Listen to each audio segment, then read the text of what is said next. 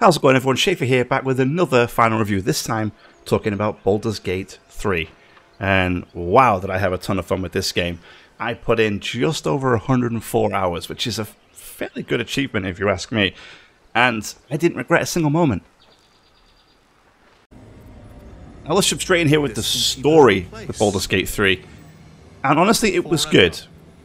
Wasn't anything amazing, but the story beats hit often enough to keep me interested and invested and sort of moving forwards.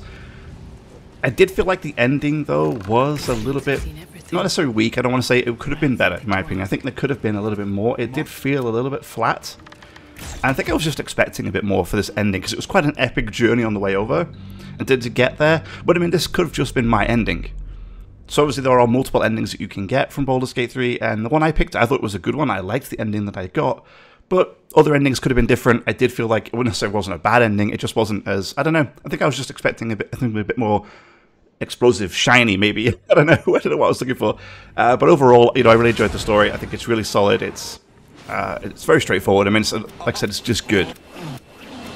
However, the padding in and around that story, so all the side quests, all the companion quests, everything felt super interesting, super impactful. It felt like when doing something, doing a side quest, doing a companion quest, it felt like you were making a difference, not only to the world, but also to your companions. And I think that a lot of the time, or at least in some instances, not doing those quests may have resulted in you losing companions or them not following you. And actually, in one case, you know, one of the companions I did have, because I did do something, he didn't end up following us, and he stayed behind quite early on in Chapter 2, or sorry, at the end of Chapter 2.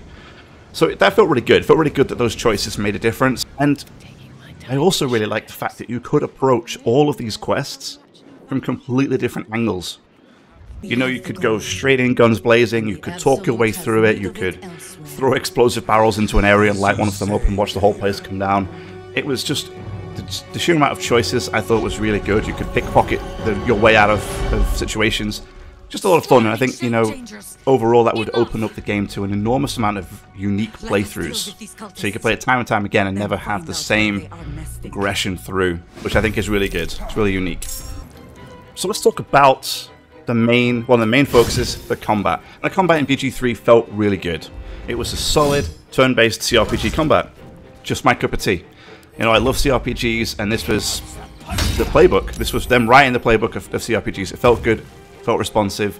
There were a couple of moments when, you know, you'd swing your sword or your bow or throw your magic and nothing would happen for a second, but I put that down to more of just a general bug than it being a detriment or an issue with the combat system itself. Overall, I thought it was really, really good. I did play through on the highest difficulty, that's the Tactician difficulty, and honestly I'm glad I did, because there were only a few instances when I felt like I was struggling through the combat. So most of the time, or most of the encounters, I did on the first try. There were only a few of them when I had to repeat them a couple of times or try different tactics to achieve the end of the encounter. But for the most part, I one-shot pretty much every encounter. And so for me, I think I would have liked a difficulty maybe a tad bit higher. Not super high, but maybe a tad bit higher, just to give all of the encounters that little bit more of an edge. But honestly, for those who've not tried it, or maybe thinking of jumping into Baldur's Gate, not only do I highly recommend it, I do recommend you trying Tactician. Even if you're not a normal person that would play the highest, I do kind of recommend it. I think it's the perfect difficulty for this game. I would have put Tactician in like the middle line, the normal, if you will. I think it's a really good difficulty for pretty much everybody to get stuck into. So yeah, definitely worthwhile.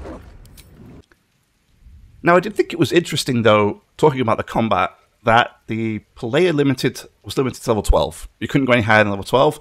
Now, I think the justification was that, you know, once you get above level 12, the spell levels and like the spells that come with those spell levels above level 12 in typical D&D fashion can get pretty ridiculous. Some of them can be pretty overpowered, some of them can be pretty powerful, and so keeping you at level 12 does restrict you from getting some of those more insane kind of spells.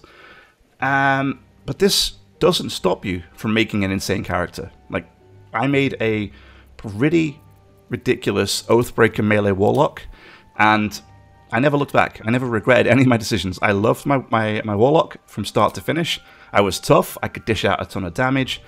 and I became the main tank of my team, as well as doing a significant portion of its damage.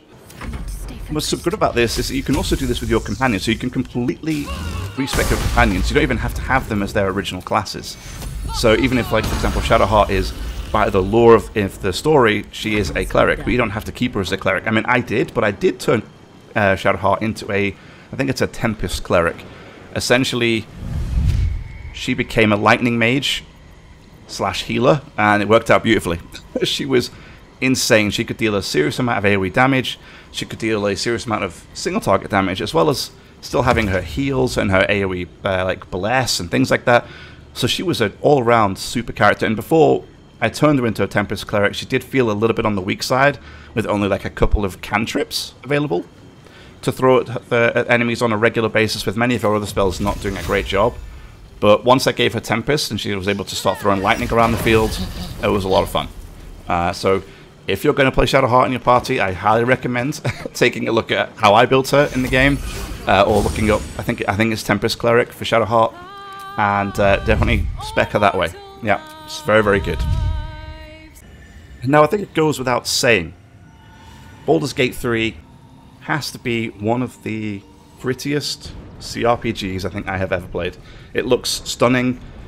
There's some amazing vistas. The character models look great. The facial expressions look great. The spell effects look stunning. Everything in Baldur's Gate just looks crisp and clean and shiny, and it just looks great. You know, so kudos to Larian Studios. It's a superb example of how a CRPG can be done. And one of the things I really liked, which is really simple, I think, is the fact that you could zoom, or like you could just scroll at any point. You could just scroll all the way in to almost a third-person perspective of your characters, and you could play the game like that if you wanted to. But the fact that you could do that and have a nice close-up look at your characters and really examine their gear and what they look like, I thought it was great to see their little sort of idle animations with their facial expressions changing. I just thought it was superb, and so kudos to Baldur's Gate 3 for that. I think it's a stunning example of how to do CRPGs. So hopefully we can expect more of those in the future. Looking at you, Rogue Trader. So, you know, expecting big things. So, yeah.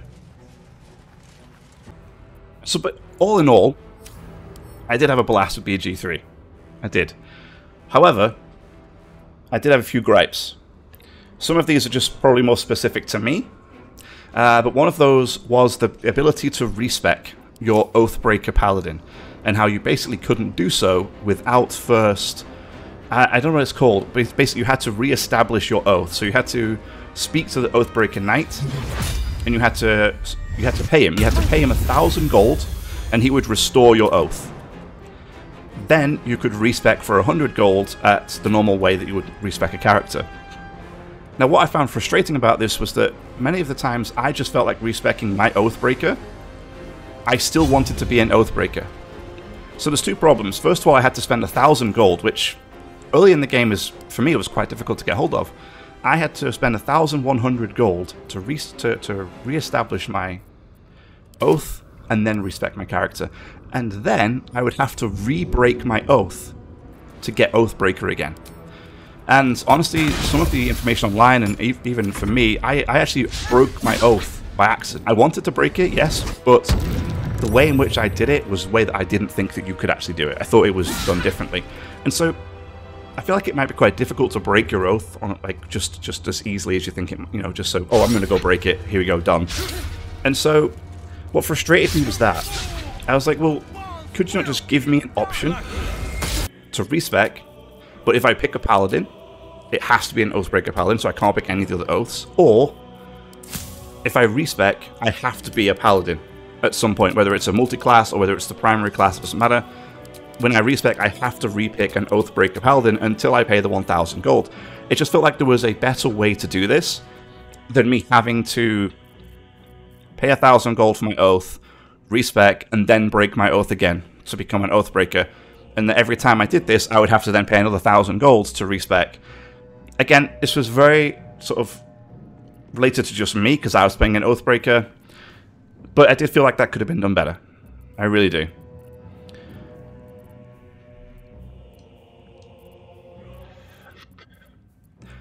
Other than that, I had instances where I wanted to click on targets and at the last second the target would, you know, they would move in their idle animation, or, you know, they would bend over or whatever they were doing, and I would click on the floor and my character would instead walk instead of attacking what I wanted them to do. This would sometimes result in, you know, attacks of opportunity or lost movements or lost attacks, and sometimes it was a little bit frustrating. This could have been just a me problem. Maybe I was trying to be too quick, and it was mainly between the camera snapping to the characters. After you sort of move the camera away, you select the target, it snaps back. That would sometimes cause problems for me. Again, this may have been something I could have changed in the settings. I don't actually know, so you can call me out on that one. That was only a little gripe though for me. But I think lastly, what I did find a little bit frustrating, or I think the most frustrating, was some of the pathing. And I mean by that, when you're jumping down a ledge or you're flying across a gap, some of your team members, although they could jump the gap, although they could fly over the gap, they would just stand still and they would just not move. So your entire party, bar one character, would just move across the ledge, and then you would have to manually move that character over the ledge. Now, what became more frustrating about this is that some of the pets that you could summon didn't have the ability to fly or didn't have the ability to even jump.